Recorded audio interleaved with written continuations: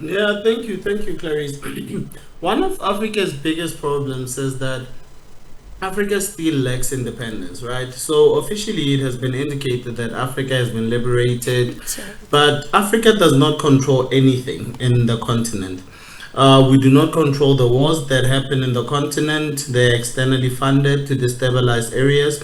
We do not control the minerals that can be found in the continent. They're externally, they are taken and then to external powers, to external countries, specifically countries like France.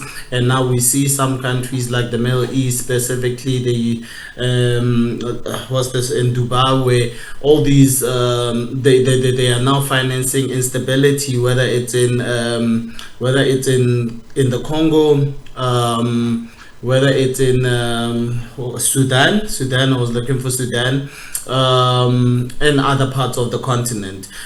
We saw what happened with the Sahel, and I think that is the only way and the only solution for us to finding ourselves in a position where we do not continue to be overly reliant on countries that do not want a stable and sustained continent, because at the end of the day, the rapport and relationships that we are trying to build with the rest of the East, specifically with India, with China, with Russia, those reports, the rapports that we are attempting to build with them, those rapports would only be beneficiary to us if we have a continent that is removed from the hands of someone else. Specifically, what I'm saying in this is that for the continent of Africa to successfully be able to move away from over reliance, we need to be able to have leaders in power who are not puppets, and this is very important. And I do know that at this point it has become somewhat of a cliche to call African leaders puppets, but it is the reality on the ground.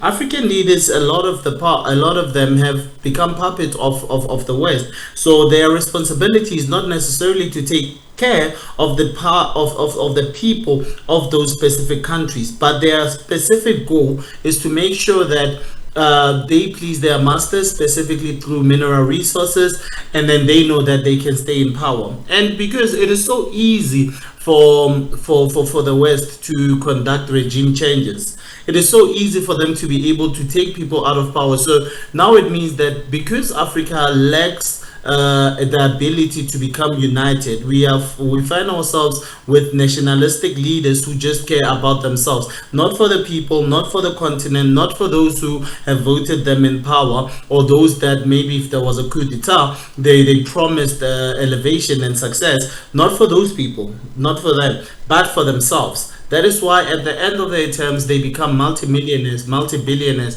They live in different parts of the world. Those people cannot be the people who liberate this continent.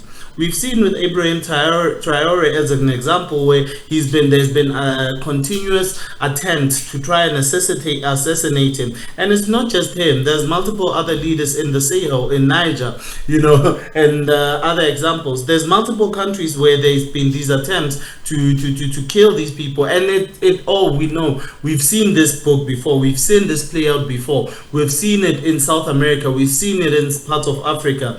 We've seen it in Burkina Faso itself. So it is essential for us to understand that we need to start relying on ourselves first before we are able to start playing with the rest of the world. Because if you listen to what our panel is saying, basically we are in agreement to an extent in that you want to be honest when you get on the table and discuss, negotiate and discourse. You want to be on the same wavelength, you want to discuss from the same table, but these countries do not see our countries as the same. They see them as children, and we see in how they respond. We saw what Trump did. Trump organized a meeting with leaders of Africa, and when people were sitting there, he couldn't even recognize where these people come from. He didn't even try to do a background check of who are these people that he'll be meeting. He was shocked that the president of Liberia speaks good English. And to show you, that's how you treat someone that you do not take serious. You do not see the worth and the value of that person.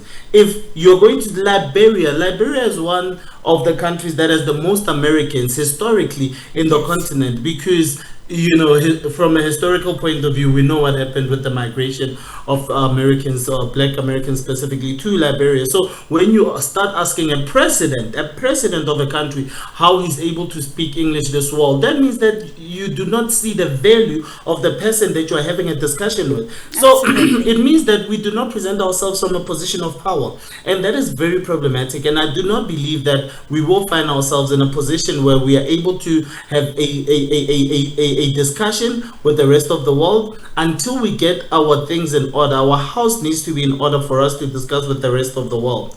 And it is important to understand that, as we said, there's people who are playing games. There's countries who are playing games while everyone else is coming to come to the table from a legitimate point of view. We are speaking specifically about what Donald Trump does, what the rest of the West does, what Macron does when they come to the table and speak to leaders. Not just in the case of Africa, but who they speak with, where they speak with. You need to look and to understand how they speak to these people for you to be able to comprehend what value they regard them at. Because clearly right now what we have established is that they give respect to those that they need to give respect to, those that they think are powerful enough. You look at how Donald Trump speaks to President Putin.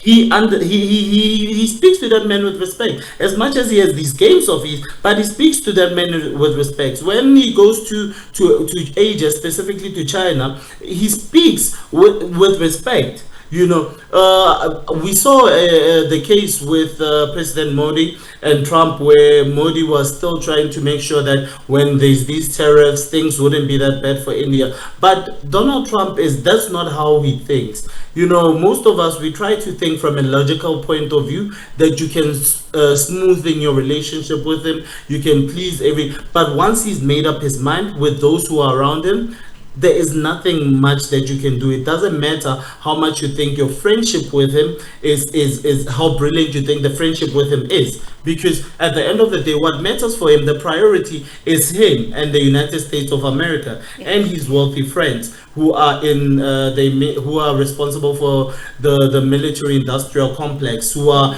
benefiting for all the wars that we continue to see, because they are the beneficiaries of selling these weapons, making sure that areas are destabilized so that they could be able to make a lot of money from these the instabilities. So it's essential for us to start from home, to strengthen ourselves from here, for us to be able to negotiate with the rest of the world. Without that, we will still be regarded as children, even though we are presidents of our own countries. Thank you, Clary.